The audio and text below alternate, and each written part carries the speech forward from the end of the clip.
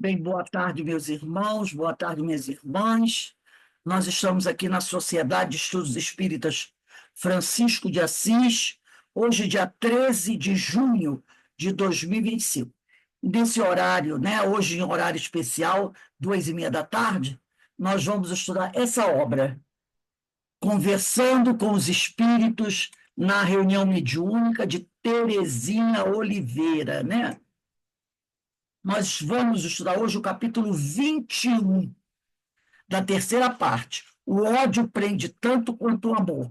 Queria falar com vocês que, se por acaso a internet cair, vocês aguardam um pouquinho que eu estou voltando, porque esse Zoom está, de vez em quando, fazendo essas gracinhas. Mas vamos agora elevando o nosso pensamento ao alto, ao nosso Pai Criador, a Jesus, o médico das almas, agradecendo ao Senhor todas as bênçãos que temos recebido, que o Senhor nos abençoe, que o Senhor nos fortaleça, que o Senhor nos ajude, para que todos nós possamos crescer, melhorar, pedir também ao Senhor que acalme o coração de alguns homens, né?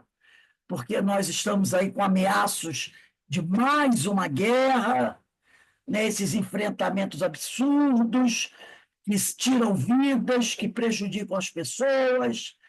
Então, que o Senhor envolva esses irmãos com a sua infinita misericórdia, para que não venhamos a ter um novo conflito, e um conflito muito mais perigoso, que é o conflito nuclear, que é um conflito que realmente não vai trazer lucro para ninguém, muito pelo contrário, prejuízo para todo mundo. Que o Senhor nos abençoe, que o Senhor nos fortaleça e nos ampare, nos livrando de todo mal. Graças a Deus. Bem, vamos ao estudo do nosso livro, né, na terceira parte, capítulo 21. Diz assim Teresinha Oliveira. Ela está trazendo para a gente algumas passividades, né? Passividade. O espírito que chega à reunião mediúnica dando o seu depoimento. Alguns espíritos são violentos, outros espíritos são mais calmos, tranquilos, mas a maioria são espíritos sofredores.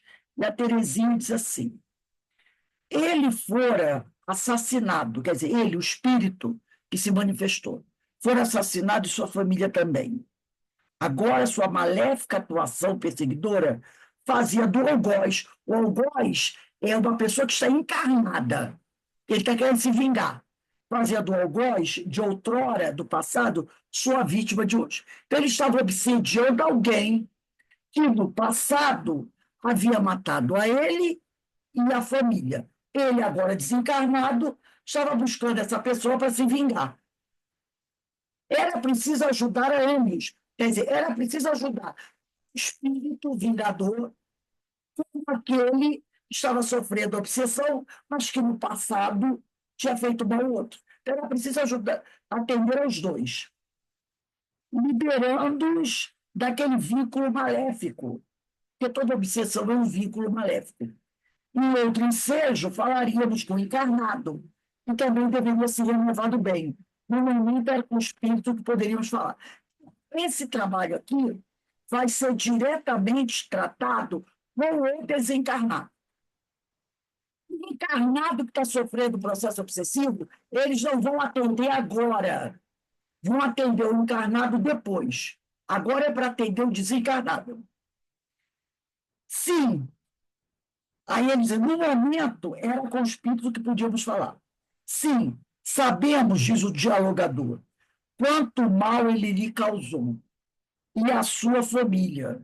Não tiramos sua razão em se sentir assim. Que adianta, porém, insistir nessa atitude de vingança, nessa atitude vingativa? Agora ele também está sendo vítima. E depois será a vez dele agredir você. Por quê? Porque fica aquela situação, né?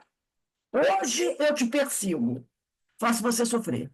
Amanhã, quando você estiver desencarnado e eu estiver encarnado, é você que vem atrás de mim. Então, né, fica aquele círculo vicioso. Até quando ficarão vocês nessa peleja, quer dizer, dessa batalha, sem glória? Não esqueça de que somos imortais.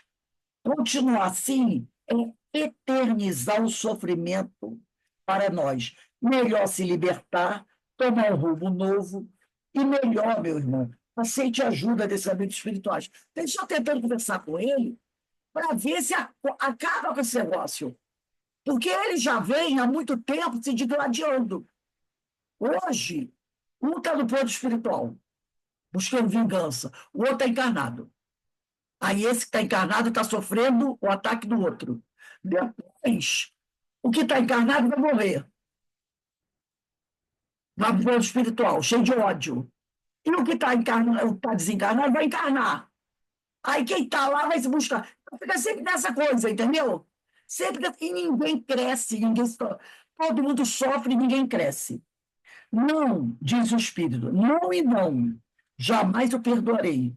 Ele tem de pagar. Estou trabalhando com ele há muito tempo. Está perto a hora da vingança. Quer dizer, esse desencarnado está torturando o outro que está encarnado há muito tempo. E ele não vai querer abrir mão agora, e ele acredita que está chegando na hora do clímax da vingança dele, né? Já o havíamos atendido em várias reuniões. Então, veja só, esse espírito desencarnado, ele já veio na mesa mediúnica várias outras vezes. E ele sempre se manifestava irredutível assim, sempre daquele jeito, sem querer mudar de ideia. Ocorreu, então, provavelmente, inspiração dos amigos espirituais, uma nova linha do diálogo. Quer dizer, ele tinha uma monoideia. Vingança, vingança, vingança, vingança. Não queria ceder terreno para ninguém. Só queria se vingar. Esse era o sonho dele, era o que ele desejava. Então, ele não aceitava essa história de mudar de ideia. Mudar de ideia não era com ele. Comecei, aí um dialogador, comecei indagando a ele. Há muito tempo, quer dizer, porque ele falou assim, né? Ele disse antes assim, não e não, jamais o perdoarei. Ele tem que pagar. Estou trabalhando com ele há muito tempo. O Espírito disse, estava fazendo o outro sofrer há muito tempo. Aí um dialogador perguntou para ele, há muito tempo, quer dizer, há muito tempo mesmo que você está aí correndo atrás dele?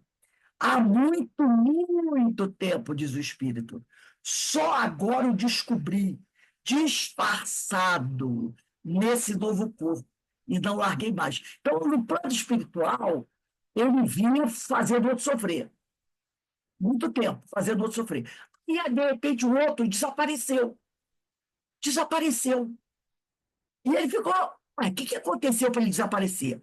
Ele desapareceu porque ele encarnou. Entendeu? Então ele estava se vingando dele ali no plano espiritual, sempre torturando ele, fazendo ele sofrer, torturando, fazendo ele sofrer. E o sujeito encarnou, o sujeito ganhou um novo corpo, uma nova aparência. Então, sumiu. Ele, que estava no plano espiritual, sempre acostumado com o sujeito, com uma cara, de repente o cara sumiu. E aí ele ficou procurando, cadê ele? Cadê ele? Até que ele encontrou novamente uma outra cara, um novo corpo. Por isso que ele disse: há muito, muito tempo eu estou procurando por ele. Só agora eu descobri, disfarçado desse novo corpo, e não larguei mais. Aí eu vi aquela pergunta: por que será que ele encontrou? Porque lá no plano espiritual, tudo bem. O cara tem o perispírito, não tem conflito, tem o perispírito, tem a aparência de quando o cara foi mal com ele, quem está torturando. Aí o sujeito ganha a benção da encarnação. Reencarna, ganha um novo corpo, uma nova cara. Ele, lá do plano espiritual, procura o cara em todo lugar, inclusive aqui na Terra. Mas não vê o cara, não reconhece o indivíduo. Porque o indivíduo reencarnado ganha uma nova aparência. Por que ele encontrou outro? Ele encontrou por causa disso aqui, ó. O outro deve ter dado uma vacilada, vamos dizer assim, né? O outro não deve ter, ele reencarnou para se melhorar, mas não deve ter se melhorado moralmente. Deve ter continuado sendo aquele mesmo indivíduo, sabe? Egoísta, vem. orgulhoso, com aquela. Então, ele acabou captando, porque eles estavam no mesmo padrão vibratório. Quando a gente encarna, a gente tem uma chance de dar uma melhorada. E essa melhorada não é só na nossa cara, não. É melhorada na moral. Porque se a gente melhora moralmente, a gente, se está todo mundo aqui, você melhora moralmente, você, sai, entra no outro padrão vibratório. Então, esse que está aqui não vai conseguir te encontrar. E se ele te encontrar, ele não vai conseguir te afetar tanto. Mas para ele encontrar, é porque o outro se manteve no mesmo padrão vibratório. E a antena dele captou a onda mental do outro. Aí ele diz aqui, só agora descobri. Descobriu por causa disso. Ele captou a onda mental do outro, porque eles estão na mesma faixa, disfarçado nesse novo corpo, e não larguei mais. A mim parece que você ficou preso nele. Olha aí, ó. Um preso no outro. Sintonia, afinidade. Estão os dois presos um ao outro, né? Que nada, disse o espírito. Preso, ele está nas minhas garras. O ódio prende tanto quanto o amor, sabia? Disse o dialogador. E você o vem odiando há tanto tempo, vai ver você está imantado a ele e já não pode mais sair de perto dele. E aí? Imagine, disse o espírito, saio quando quiser. Só não saio porque eu estou vigiando e o fazendo sofrer. Bem, mas aí o dialogador diz para ele: bem, mas pelo menos você poderia experimentar se pode mesmo se afastar dele. Ou se, sem perceber, você está ficando preso a ele, com sua insistência em prejudicá-lo. Não quer experimentar? Tente se afastar, tente. Queremos demonstrar que era livre o espírito obsessor. O diálogo está dizendo, nós queremos demonstrar aqui que o obsessor ele tinha livre-arbítrio. Ele tinha livre-arbítrio. Tá? Então, querendo demonstrar, ou melhor, querendo demonstrar que era livre, porque todos nós temos livre-arbítrio. Mas o espírito, o diálogo falou para ele, você deve estar imantado a ele. É aquela coisa, né? Tanto ele está imantado no encarnado, como o encarnado está imantado nele também. É como se eles estivessem algemados um ao outro.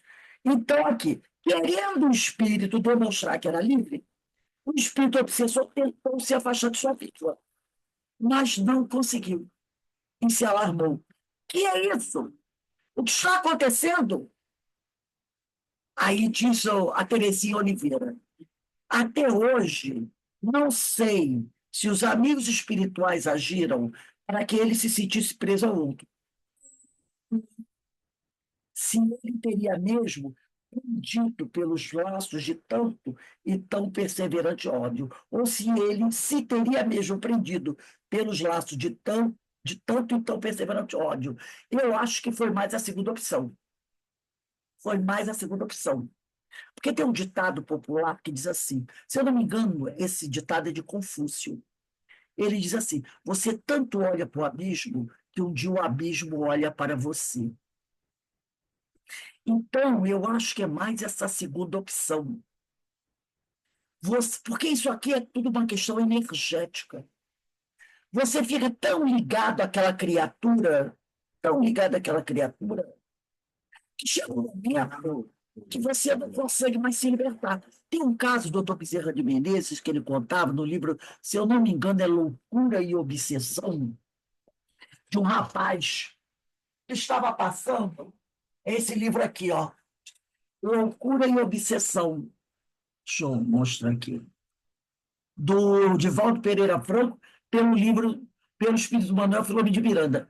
É o sexto livro psicografado por Divaldo do Espírito Manuel Filomeno de Miranda, Loucura e Obsessão. O meu é bem velhinho. E nesse livro tem a história de um rapaz que estava sofrendo um processo obsessivo muito grande. Ele era encarnado, bem jovem. E o outro espírito torturando ele, torturando. Já haviam de muitas vidas dessa situação, né? de muitas encarnações dessa situação. Chega um momento que o doutor Bezerra vai conversar com o espírito e diz para o espírito: chega desse negócio, chega. Vocês têm que parar com isso. Esse caso daqui, né? Não dá para você continuar desse jeito, ligado a ele. É muita dor, muito sofrimento. E aí, doutor Bezerra conversa com o espírito. E o espírito se conscientiza de que precisa realmente se afastar. Que aquela ligação estava fazendo mal para o rapaz, mas estava fazendo mal principalmente para ele. E desde o momento que ele se ligou, e já fazia muito tempo, o doutor Bezerra faz ele ver que ele não andou nada, que ele não progrediu. E essa monoideia da vingança estava torturando o outro, mas estava fazendo ele também se tornar escravo daquela situação. Ele compreende, mas diz para o doutor Bezerra assim: só que tem uma coisa, eu já morri, estou morto, e vou abandoná-lo. Só que tem uma coisa, e o rapaz estava encarnado, o outro, ele não vai aguentar ficar sem mim, porque ele também já se acostumou com as minhas energias. Da mesma maneira que eu me alimento das energias dele, ele também se alimenta das minhas energias. Para mim, ele diz assim, o espírito, muito interessante, ele diz: para mim, se eu me afastar dele, vai ser como uma segunda morte. Me desligar dele, ele já estava desencarnado. Ele disse: eu me afastar dele, para mim vai ser como uma segunda morte, porque eu vou sentir a falta da energia dele. Quase como um parasitismo, né? Aí o espírito falou do doutor Bezerra: só que tem o seguinte, a mesma falta que eu vou sentir dele, ele vai sentir da minha energia. E ele não vai aguentar, ele vai morrer. Aí o doutor Bezerra vira para ele e diz assim: é melhor então que ele morra, que essa encarnação termine para ele, mas que vocês se desliguem. Aí o espírito se afasta, dizendo para o doutor Bezerra: eu vou sofrer muito, porque eu estou acostumada com a energia dele. Sabe aquela. É um vampirismo mesmo, né? Um sugando a energia do outro. O espírito se afasta, vai para tratamento. Um mês, 2 meses depois, o rapaz morre. O garoto morre.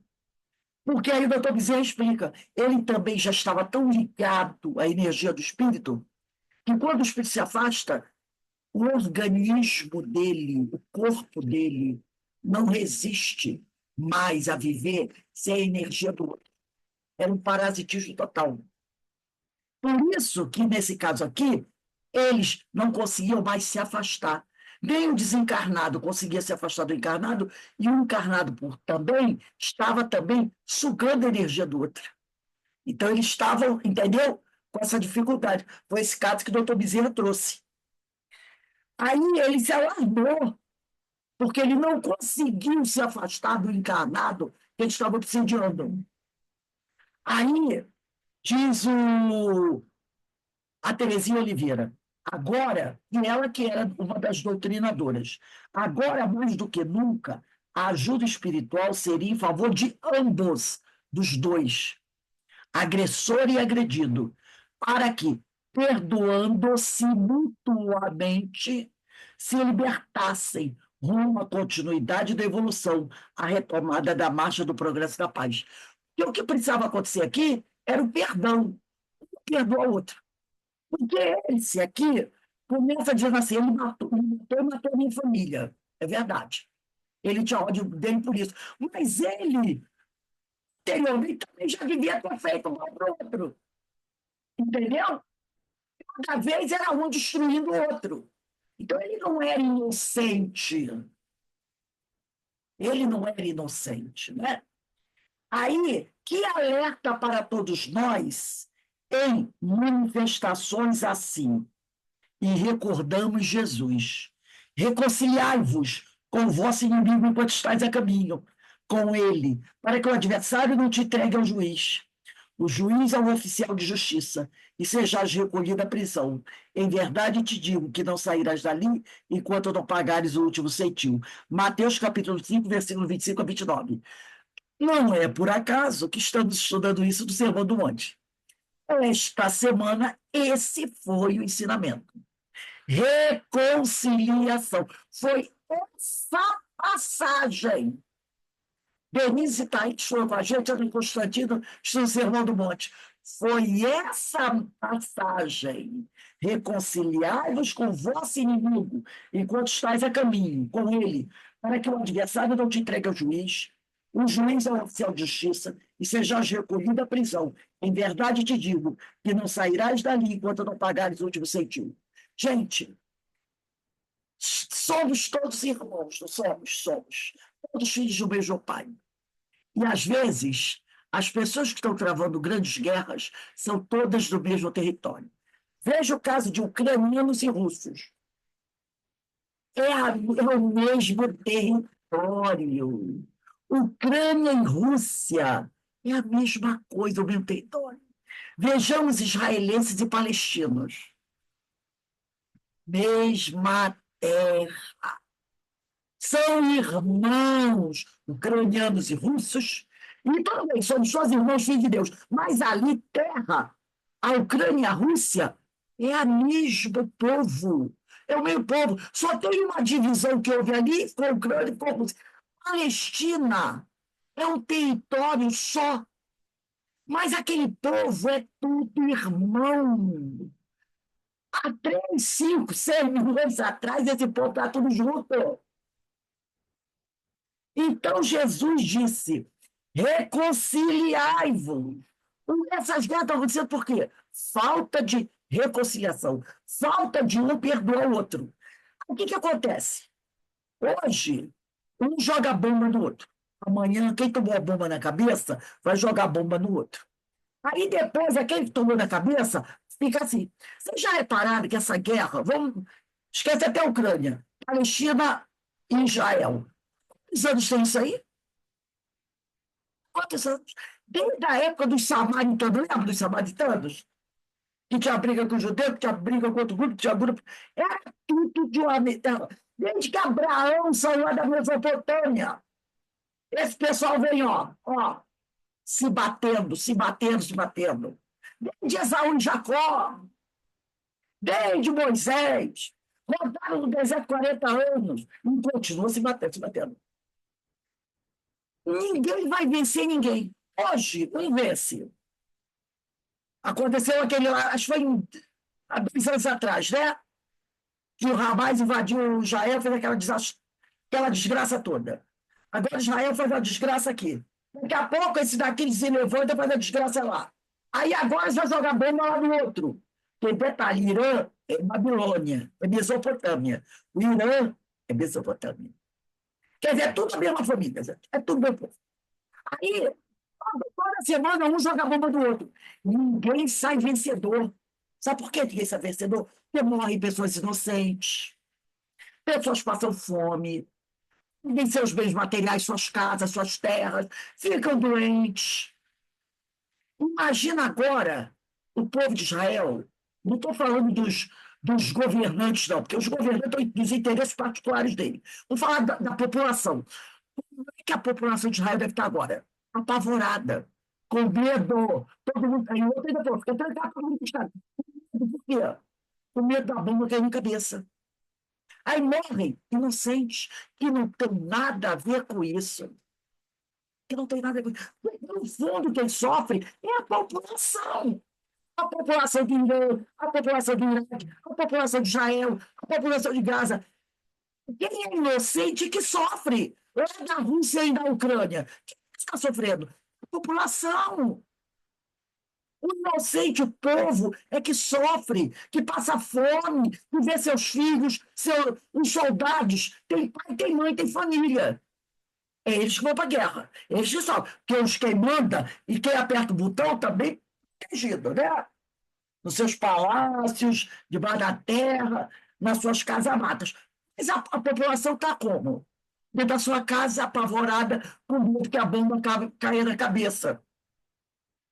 É quem sofre. Imagina os parentes daqueles que estão lá, tanto na Palestina e Israel, tanto no Irã, e que moram aqui no Brasil.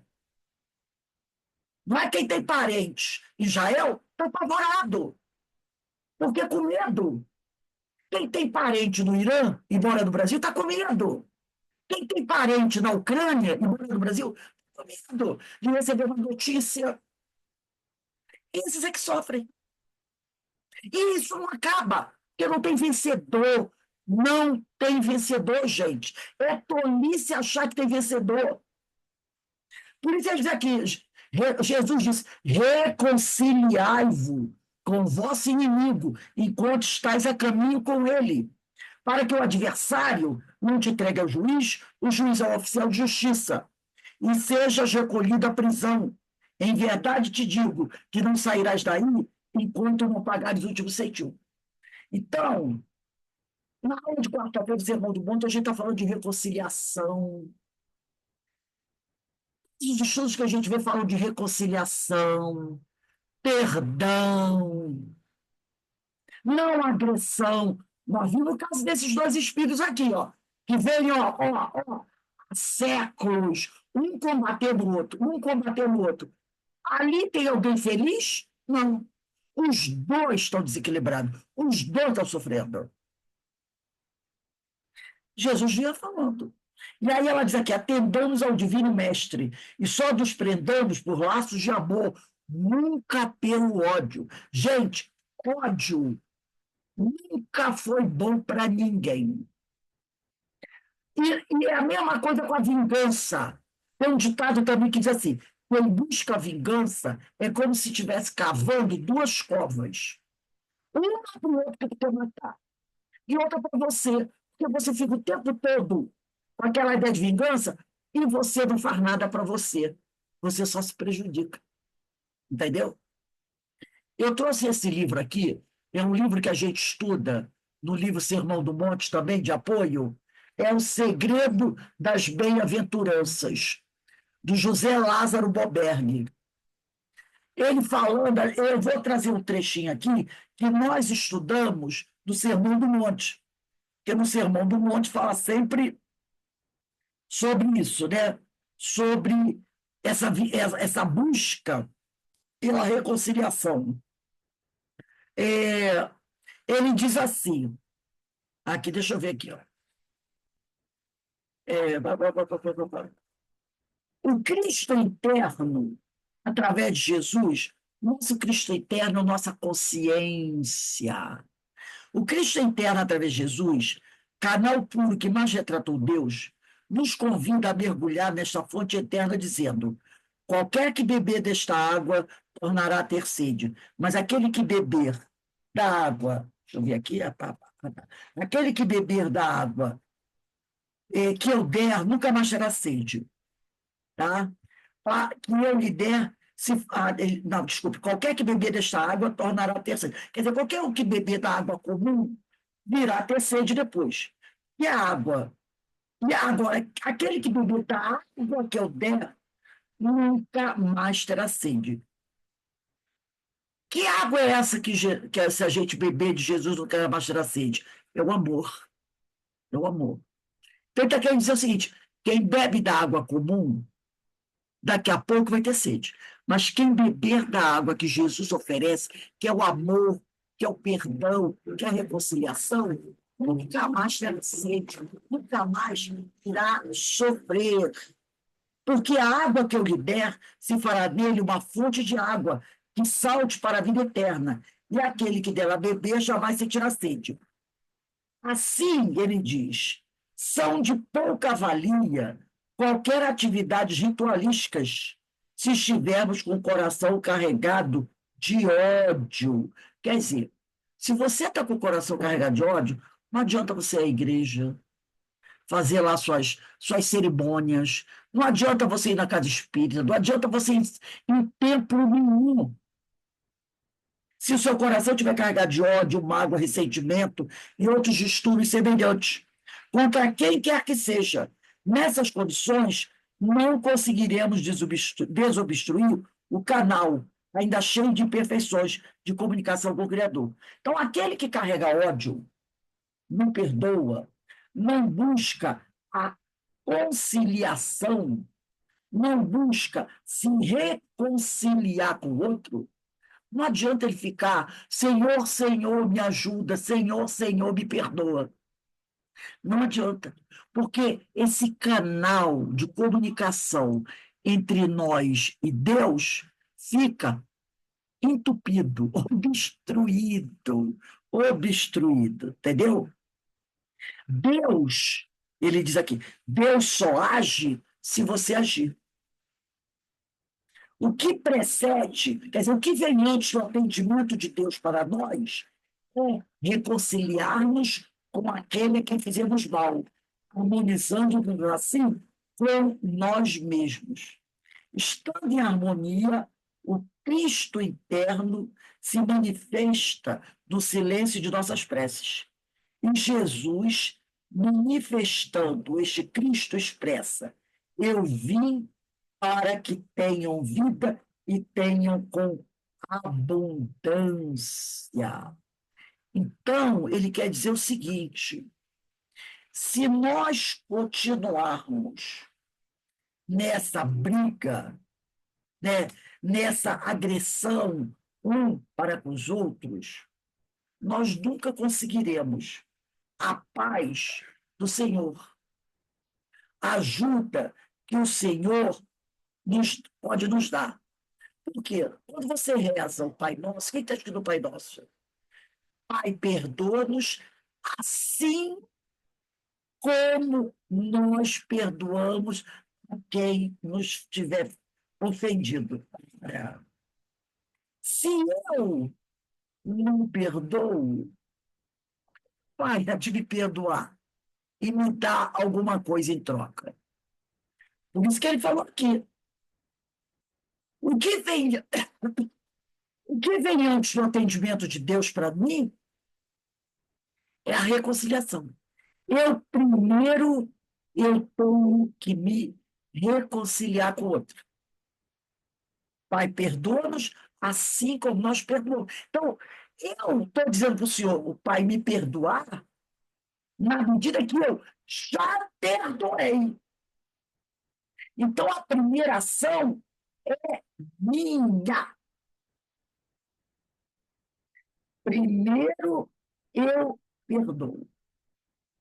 Depois que eu perdoar, aí vai analisar, entendeu?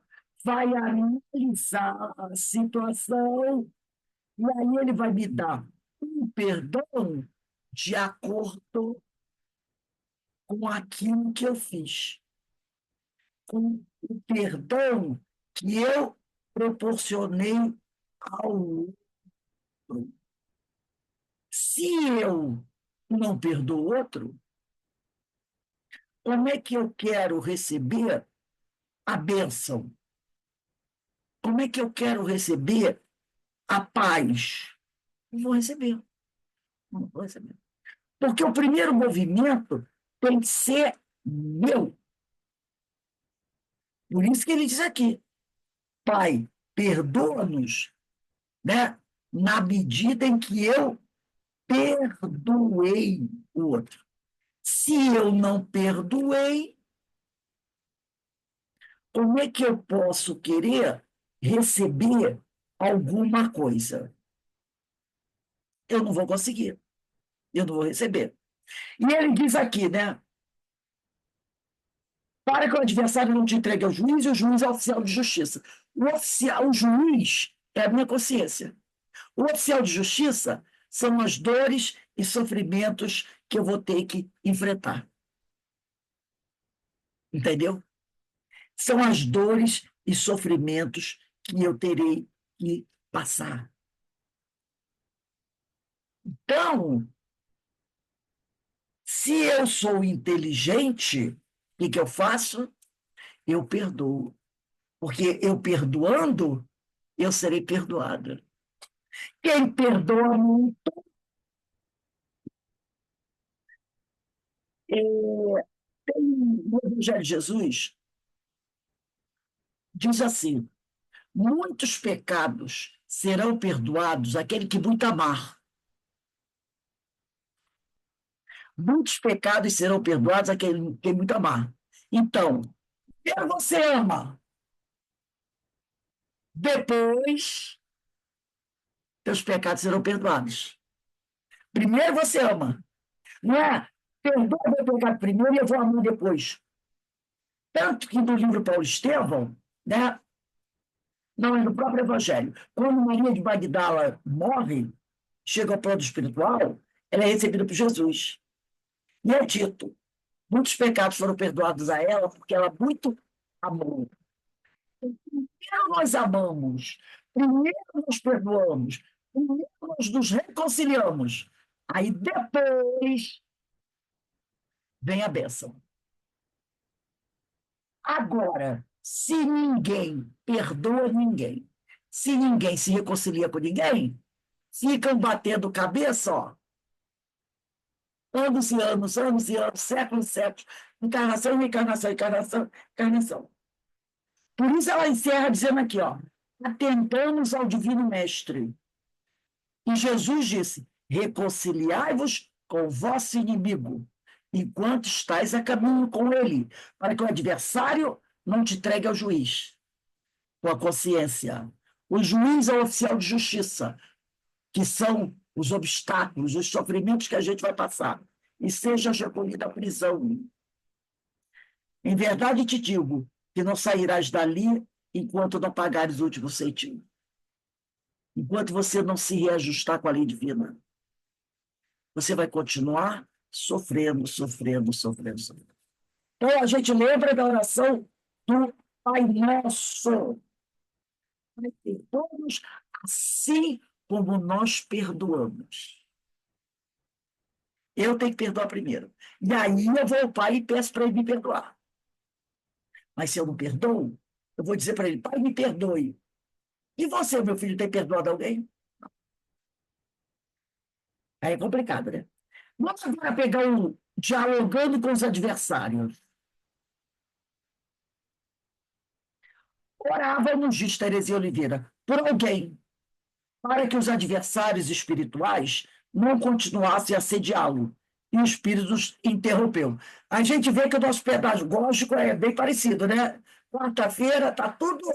O tema é reconciliação, hein, gente? Aí o espírito nos interrompeu. Adversário somos nós, não é?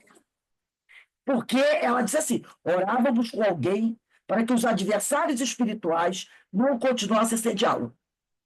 E o espírito se interrompeu. Ela estava dizendo que os que estavam perseguindo eram adversários.